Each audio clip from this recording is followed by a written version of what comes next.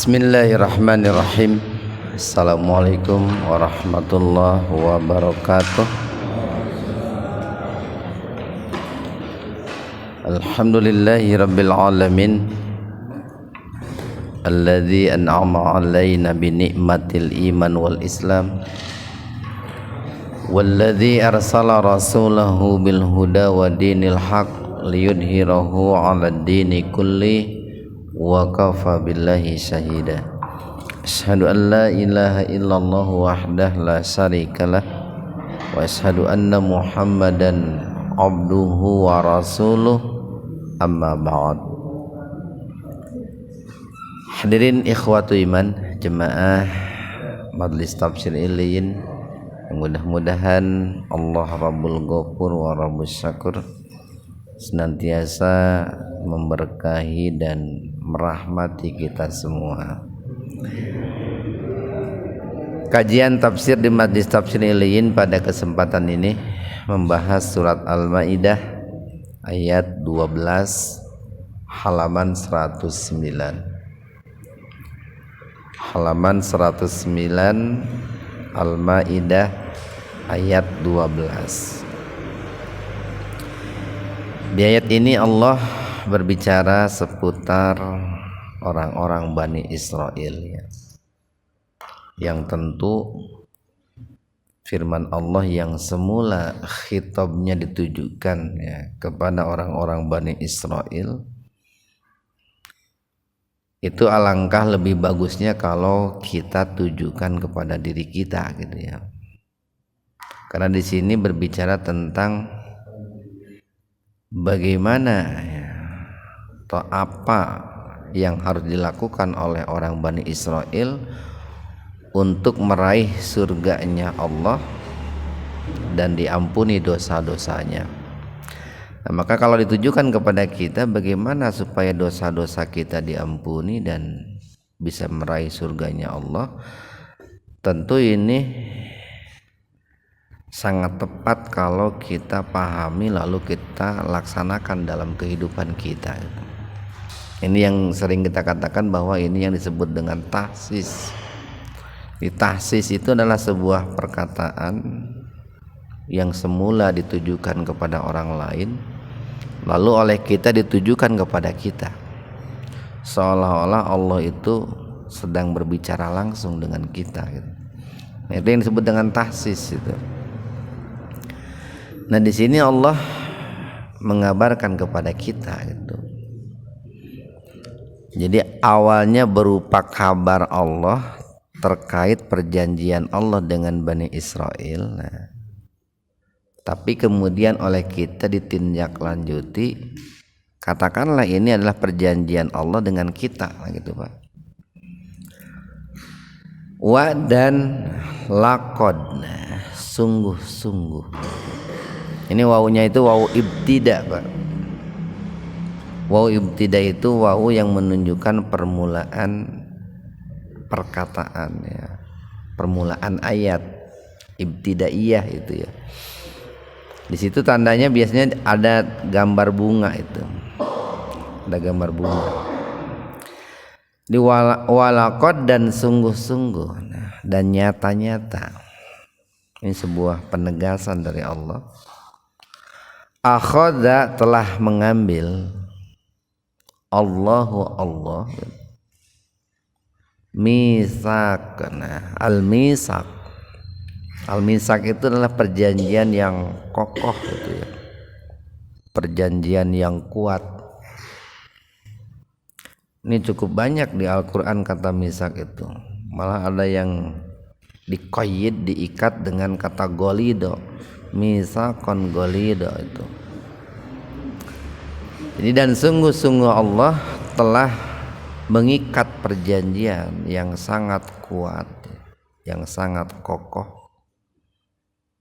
Bani Israel dengan anak cucu keturunan Israel. Israel ini adalah sebuah kata yang dinisbatkan kepada Nabi Yakub alaihi salam gitu Pak. Di Israel itu sering dinisbatkan kepada Nabi Yakub. Beliau dikatakan Israel ya.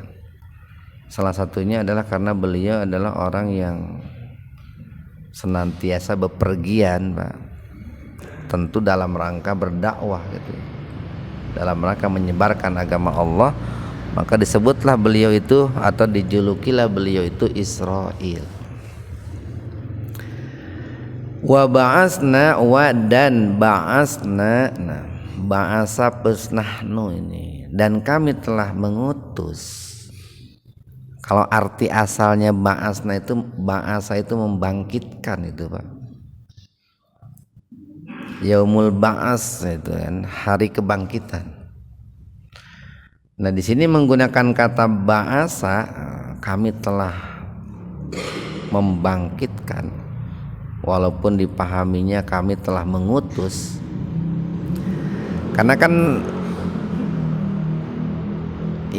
seorang nabi atau seorang rasul ketika Allah utus di tengah-tengah kaumnya, di tengah-tengah manusia, itu biasanya kaumnya itu berada dalam kegelapan itu, Pak, dalam kegelapan.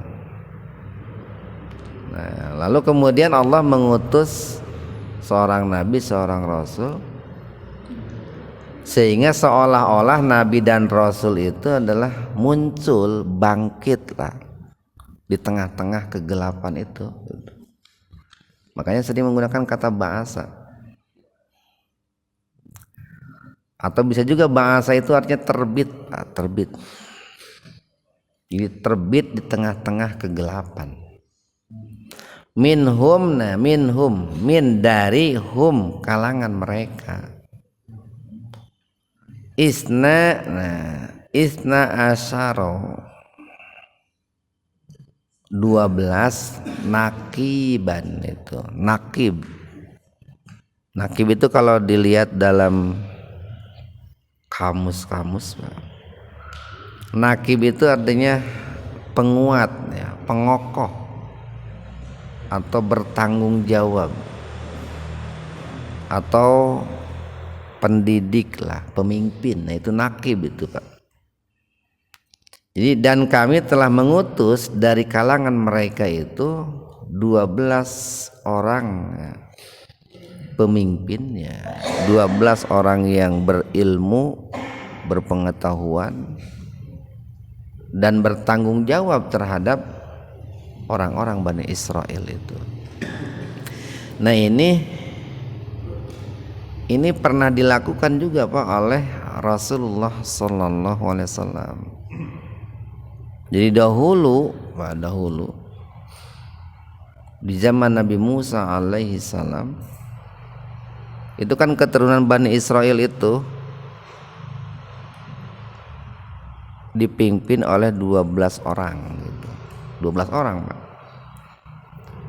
Nah kemudian di zaman Nabi Muhammad pun diulangi kembali, Pak. Jadi sebelum Rasulullah Sallallahu Alaihi Wasallam hijrah dari Mekah ke Madinah, itu beliau mengadakan dulu al-misak ya, perjanjian dengan orang Madinah ya, dengan suku Aus dan Khazraj.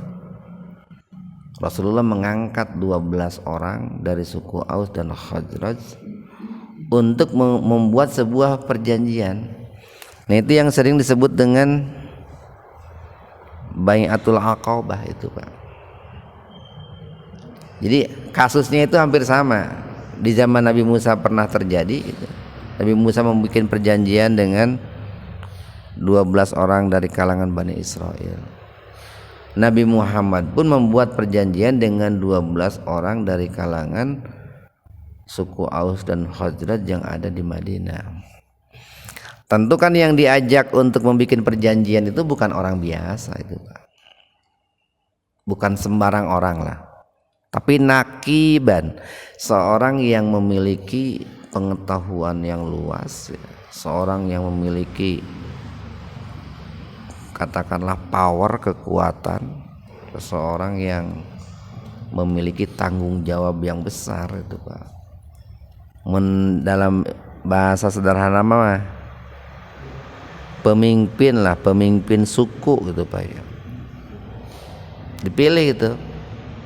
Nah kalau di zaman Rasul salah satu isi perjanjiannya itu bahwa mereka orang-orang dari suku Aus dan Khazraj yang kemudian disebut dengan orang-orang Ansor itu bersumpah berjanji setia untuk senantiasa membela, melindungi, bertanggung jawab gitu Pak atas keselamatan Rasulullah Sallallahu Alaihi Wasallam. Nah di zaman sekarang pun seperti itu Pak. Zaman sekarang seperti itu. Jadi biasanya kalau di ormas tertentu itu Pak, ormas Islam ya, itu ada sekelompok orang yang bertanggung jawab untuk melindungi, menjaga keselamatan ulamanya, kiainya. Itu dikelilingi itu.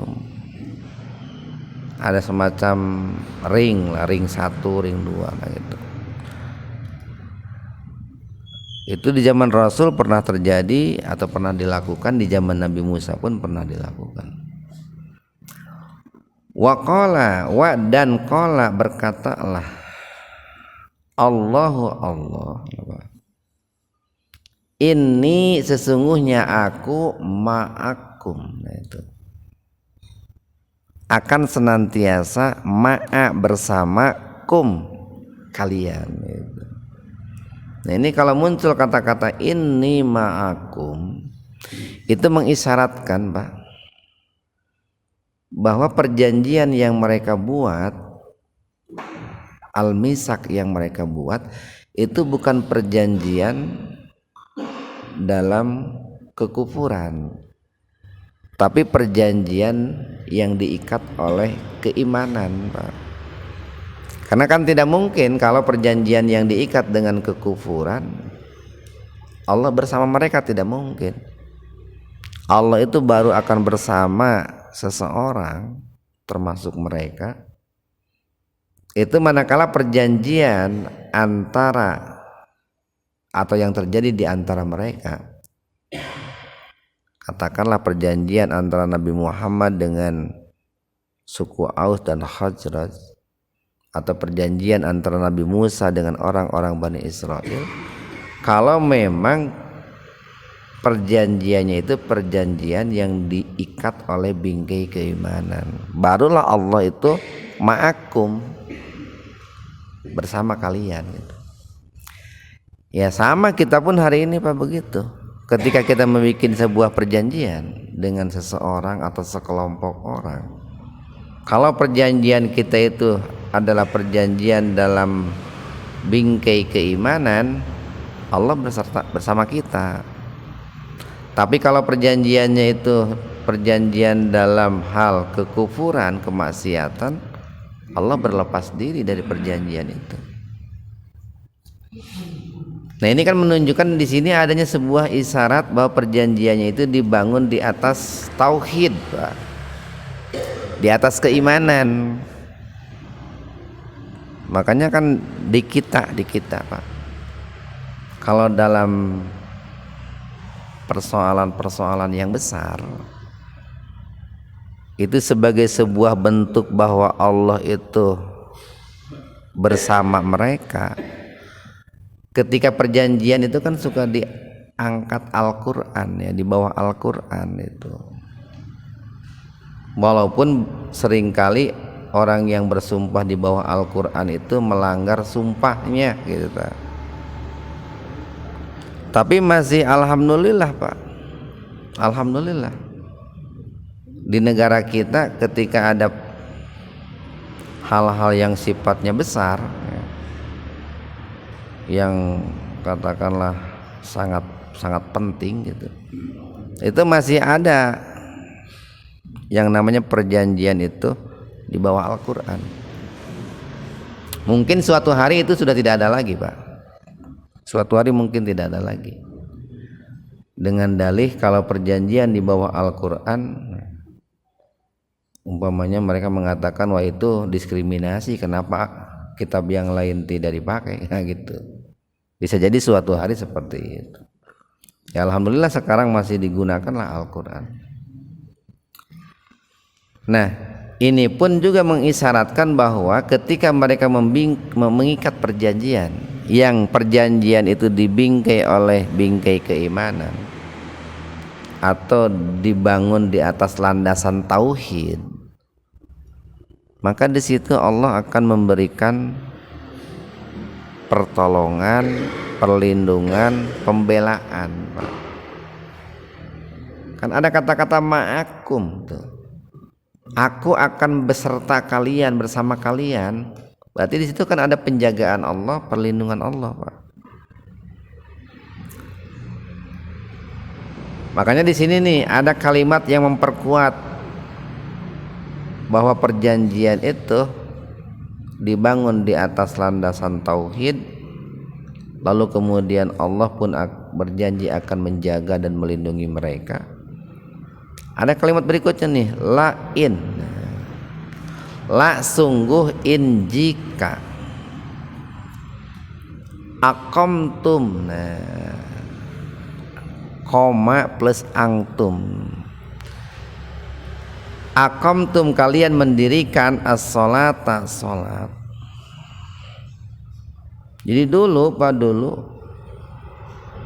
Allah mengikat perjanjian, Allah menyaksikan atau membersamai orang-orang Bani Israel yang mengikat perjanjian di kalangan mereka yang 12 orang itu.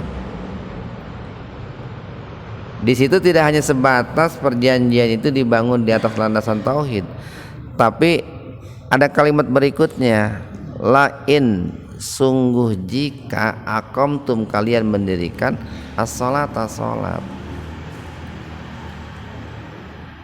Walaupun para ulama mengatakan yang sudah barang tentu teknis mendirikan sholat mereka dengan teknis mendirikan sholatnya umat Nabi Muhammad, ya kita umat Islam berbeda.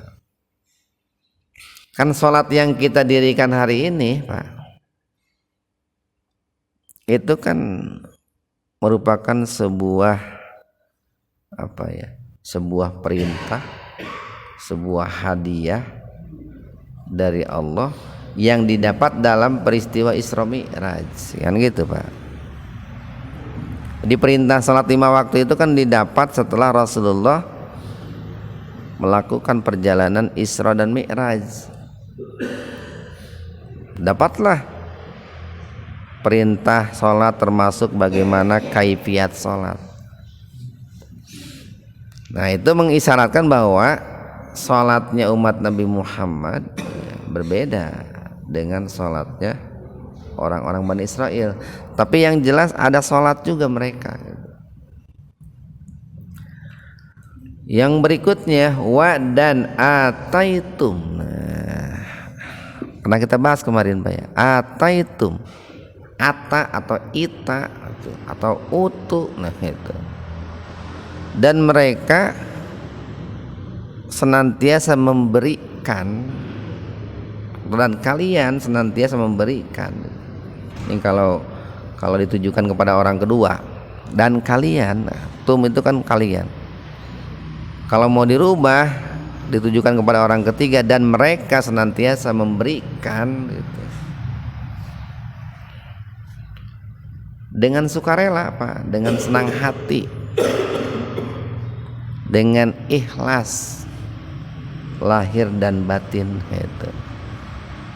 Kemarin kita bahas ketika membahas tentang utul kitab berbeda dengan ahlul kitab itu. Jadi dan kalian senantiasa mengeluarkan gitu atau memberikan az-zakat. Nah itu kan mengisyaratkan bahwa umat-umat terdahulu sebelum Nabi Muhammad, mereka pun diperintahkan oleh Allah untuk menunaikan zakat, Pak.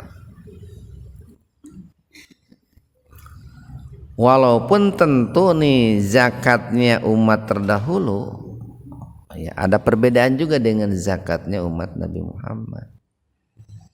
Paling tidak perbedaannya dalam waktu mungkin, Pak, atau dalam takaran itu. Bahkan jangankan umat Nabi Muhammad dengan umat terdahulu, kan ketika Nabi Muhammad diutus belum diwajibkan salat 5 waktu, Pak. Belum. Baru ada kan yang namanya salat itu salat qiyamul lail, kan begitu. Awal-awal Nabi Muhammad diutus itu yang diwajibkan itu adalah qiyamul lail, salat malam. Baru setelah ada perintah tentang salat 5 waktu, salat malam itu berubah jadi sunat hukumnya. Itu kan kronologisnya begitu. Beda kan, Pak?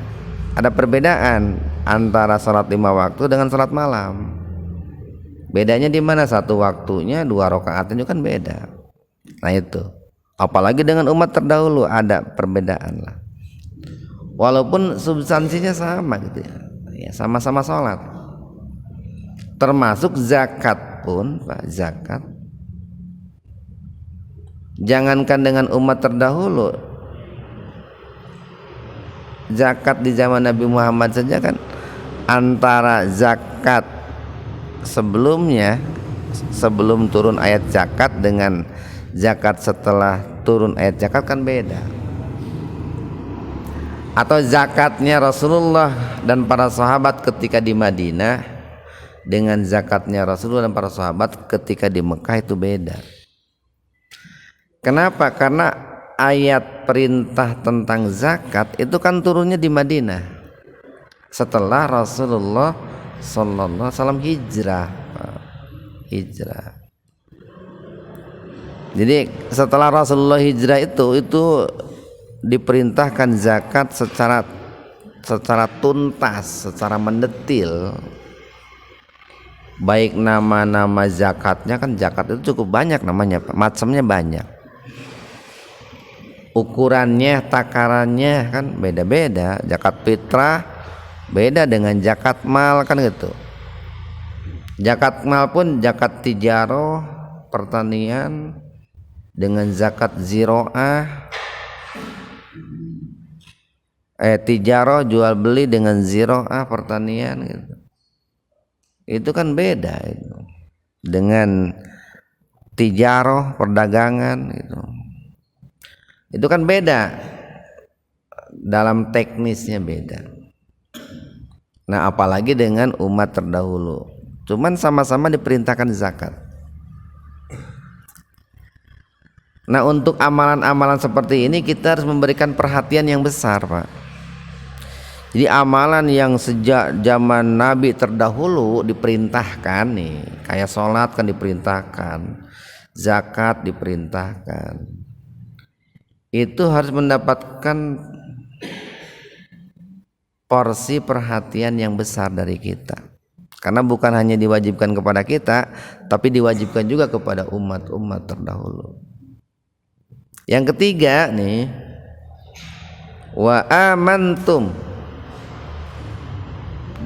dan amantum, kalian akan memberikan rasa aman, akan menjaga, akan melindungi itu birusuli, terhadap utusan-utusanku, rasul-rasulku. Nah itu perjanjian yang dibuat dan disaksikan oleh Allah dulu yang terjadi di kalangan Bani Israel, termasuk yang terjadi ketika Rasulullah mau hijrah dari Mekah ke Madinah. Ini ada perjanjian dulu itu, Pak, ada perjanjian dulu. Nah makanya kan ketika sudah terjadi perjanjian antara Rasulullah dengan orang-orang Ansor, disebut Ansor itu kan penolong, Pak, penolong, pelindung, pembela itu, yang orang-orangnya itu dari kalangan kaum dari suku Aus dan Khazraj. Itu mereka bersumpah itu Pak, bersumpah. Jadi sejak detik ini gitu, tidak akan pernah ada seorang pun yang akan menyentuh Rasulullah itu Pak. Itu sumpah mereka itu. Dan betul, jangankan orang mau menyakiti Rasulullah, tidak bisa mereka itu berbuat jahat kepada Rasulullah. Karena ini dikelilingi nih orang-orang para sahabat Ansor yang sudah melakukan sumpah itu. Nah sebetulnya pada dalam perjuangan dakwah itu perlu seperti itu. Jadi perlu ada yang namanya istilahnya itu qaidah sa'labah itu.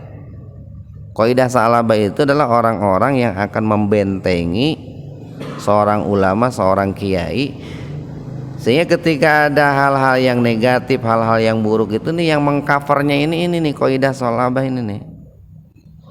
Jadi si kiainya itu nggak usah turun tangan, diatasi saja oleh qaidah sa'labah. Atau kalau kita lihat mas sederhananya lah, di kita umpamanya Habib Rizik kan itu ada orang-orang yang mengelilingi seperti itu. Nah itu kan perlu yang namanya manajemen itu Pak, manajemen dakwah seperti itu. Kita lanjutkan nih yang keempat. Wa dan azartumuhum, azar, dan kalian akan senantiasa. Jadi ini ada beberapa kata nih Pak. Wa azaro tumu hum, ada 4 nih Pak. Wa dan azaro membantu, tumu kalian, hum mereka. Itu kalau digabung, wa azzartumuhum dan kalian akan senantiasa membantu mereka, membela mereka itu Pak. Nah, itu di zaman Nabi Isa itu kan yang mengikat perjanjian seperti itu Hawariyun itu. Nahnu ansarullah itu. Kamilah yang akan membantumu dalam menegakkan agama Allah. Di zaman Nabi Muhammad Ansor juga namanya itu Pak, zaman Nabi Muhammad itu. Kemudian yang kelima nih, wa aqradtum, qardon itu Pak, in tuqridullaha qardan hasana itu. Qardon itu meminjamkan gitu. Jadi wa dan akrod meminjamkan tum kalian Allah kepada Allah, qardon pinjaman hasana yang baik. Ini syarat yang kelima atau cara yang kelima untuk dihapuskannya dosa dan meraih surganya Allah. Dan kalian akan senantiasa meminjamkan kepada Allah dengan pinjaman yang baik. Nah ini kan bahasanya luar biasa nih Pak nih. Jadi di sini ada nuansa sastra yang sangat indah, yang sangat halus. Allah menggunakan bahasa meminjamkan gitu, meminjamkan. Padahal Allah itu kan maha kaya, maha kuasa, maha pemberi rizki, tidak butuh pinjaman dari kita kan gitu, tidak butuh. Tapi Allah menggunakan bahasa meminjam itu untuk memberikan sebuah motivasi sekaligus kabar gembira bagi kita bahwa ketika kita itu mengeluarkan zakat, infak, sedekah baik berupa materi ataupun non materi, karena itu adalah Allah meminjam, maka pasti Allah itu akan membayar gitu Pak. Logika sederhananya begitu. Jadi jangan takut, jangan khawatir, saya itu enggak minta kepada kalian, kata Allah itu begitu. Tapi saya itu minjem gitu, minjem. Kalau minjam itu kan dibayar kesananya Pak. Yang namanya meminjam itu kan dibayar.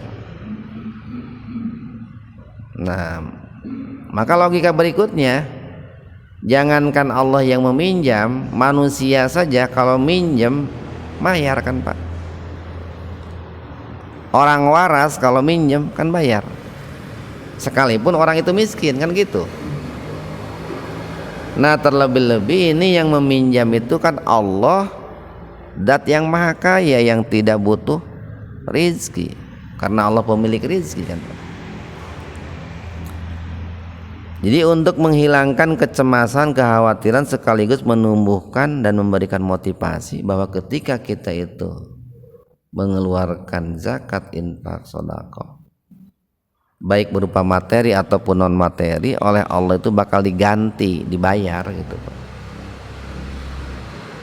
Dan tidak hanya cukup mengeluarkan zakat, infak, sedekah. Ada kata-kata di sini nih, hasanah itu.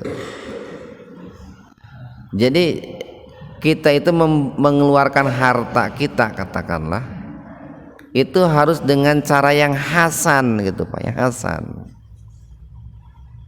Hasan itu nanti banyak maknanya itu Pak. Yang jelas baiklah.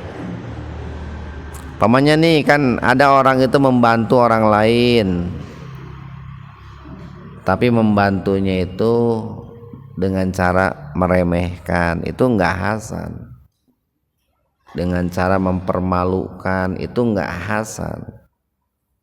Dengan syarat harus menjadi anak buahnya, itu enggak hasan. Itu pertanda bahwa dia itu tidak memberikan zakatnya dengan dengan sukarela Pak, kalau begitu. Jadi harus memberikan pinjaman kepada Allah dengan pinjaman yang baik. Nah maka sebagai buahnya nih Pak, jaminan dari Allah, la-nya la taukid ini nih, sungguh ukafironna, di ujungnya ada nun taukid atau disebut juga nun sakilah nih. Disebut nun sakilah itu karena membacanya itu ditahan, didengungkan, la ukafironna itu Pak. Sungguh pasti kami akan mengcover, menutupi Pak, ankum dari kalian, sayyiatikum, dosa-dosa kalian, kesalahan-kesalahan kalian. Atau begini aja Pak, logika sederhananya nih, yang nampak aja, ketika ada seorang pemimpin, dia korupsi Pak, korupsi. Tapi karena dia itu sering zakat, sering infak, sering sedekah, perbuatan jahatnya, korupsinya itu tertutupi itu Pak. Itu kan begitu sederhananya Pak. Maknya cana si eta korupsi, cana gitu. Kemarin si eta teh nyumbang ka muhajirin 500 juta, cana mah korupsi, cana. Anak yatim disantuni, ya gitu. Orang miskin dikasihi, orang-orang jompo dibantu, masa dia korupsi? Nah itu Pak. Sekalipun dia uangnya hasil korupsi, tapi dengan dermawannya itu akan membuat orang itu ragu kalau dia itu berbuat korupsi. Itu di dunia begitu Pak. Apalagi kalau orang yang dipakai untuk membantu fakir miskin, anak yatim, panti jompo, sarana ibadah, itu uang yang halal, yang didapat dengan cara yang benar. Maka sudah pasti itu Pak, keburukannya itu akan ditutupi itu Pak, ditutupi. Ya cumannya oleh para koruptor disalahgunakan lah Pak. Betul sih, keburukan mereka akan tertutupi Pak, cuman salah dalam penerapan, atau motifnya salah. Ada orang korupsi umpamanya supaya tidak tercium gitu, korupsinya 1 triliun umpamanya, ngaberangkatkeun we ustad ka Mekah lah 200 orang we cenah. Mal beak dapat 1 triliun ngaberangkatkeun ustad 200 orang. Nyieun masjid we nu mentereng 5 mah gitu. Diunggal desa gitu. Ayeuna mere santunan ka fakir miskin, ka anak yatim, pati jompo 5 miliar mah gitu. Itu dengan tindakan-tindakan seperti itu orang akan memandang bahwa dia itu orang baik, Pak. Padahal dia itu korupsinya 1 triliun. Jadi lamun ngeberangkatkan ustad 200, ngebangun masjid 5, mere santunan ka fakir miskin 5 miliar, batina gede kene sebenarnya, Pak. Gede kene. Tapi orang lain akan memandang dirinya baik itu, Pak. Nah, apalagi kalau yang dipakai untuk zakat, infak, sedekahnya itu duit yang halal. Nah, itu dosa akan ditutupi oleh Allah. Jaminan yang kedua, wa dan la sungguh. Nah, lam taukid juga nih. Udkhilanna. Nah, ujungnya ada nun taukid, nun bertasdid juga, Pak. Jadi ini ada beberapa kata nih, Pak. 1 wa, 2 la, 3 udkhilanna, 4 kum, 4 digabung nih. Wala udkhilannakum, dan sungguh kami akan memasukkan mereka jannatin, ke dalam surga-surga. Baik surga dunia, terlebih-lebih surga di akhirat. Surga dunia itu ketenangan hidup itu, Pak, ketentraman hidup, keharmonisan dalam keluarga, kesehatan, keberkahan. Itu surga dunia itu, Pak. Terlebih-lebih nanti surga di akhirat, Pak. Tajri, yang senantiasa mengalir, min tahtiha, dari bawahnya itu al-anhar, sungai. Jannah itu surga itu, Pak, surga.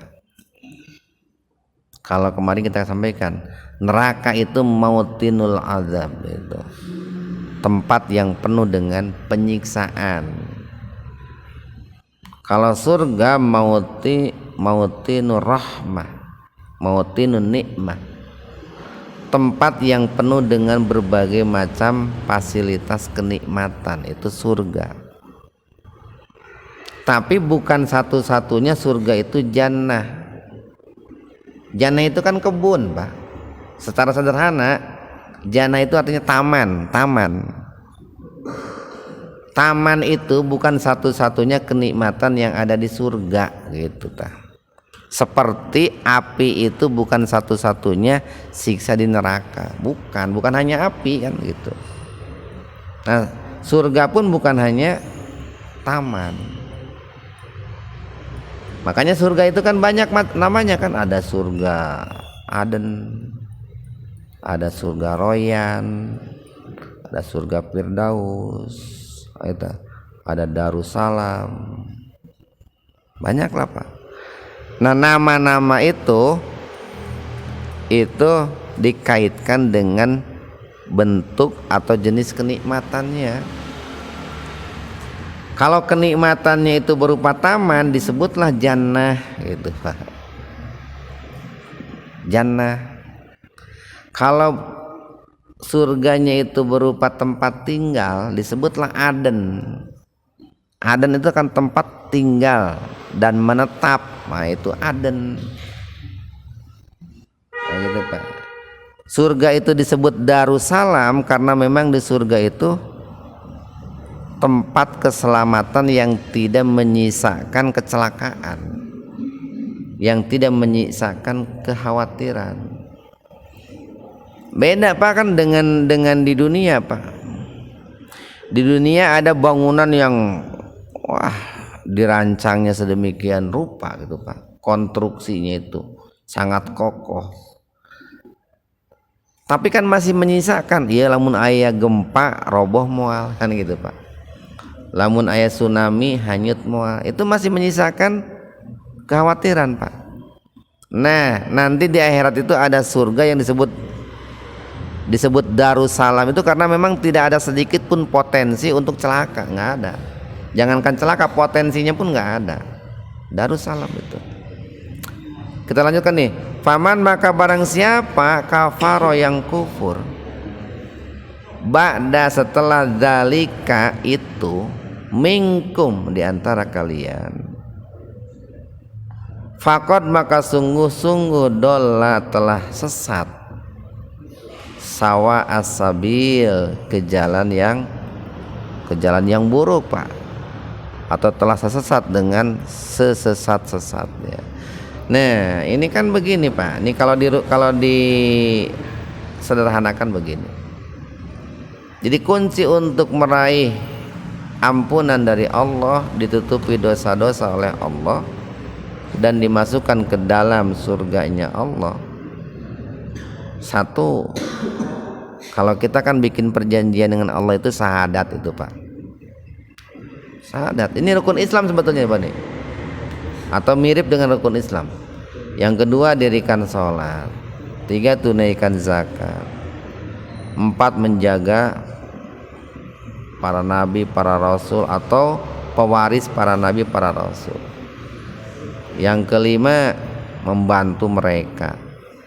Yang keenam, berinfak, bersedekah, berzakat. Nah, baru nih pelajaran berikutnya. Jadi Allah itu untuk menetapkan sebuah sanksi Pak, dibikin dulu aturannya, disosialisasikan dulu aturannya, baru bagi yang melanggar dikenakan sanksi. Makanya ada kalimat begini, faman kafaro ba'da dzalika. Nah itu Pak, barang siapa yang melanggar janji setelah perjanjian itu dibuat, maka dia telah tersesat dengan kesesatan yang jauh. Dia telah tersesat dari jalan yang benar. Nah, itu. Jadi kita tidak bisa membuat atau menetapkan sebuah sanksi, tapi sanksi itu belum disosialisasikan. Boleh menetapkan sanksi kalau sanksi itu oleh kita sudah disosialisasikan. Nah itu. Mudah-mudahan ada manfaatnya untuk kita semua. Subhanakallahumma wa bihamdika asyhadu an la ilaha illa anta astaghfiruka wa atubu ilaik. Assalamualaikum warahmatullahi wabarakatuh.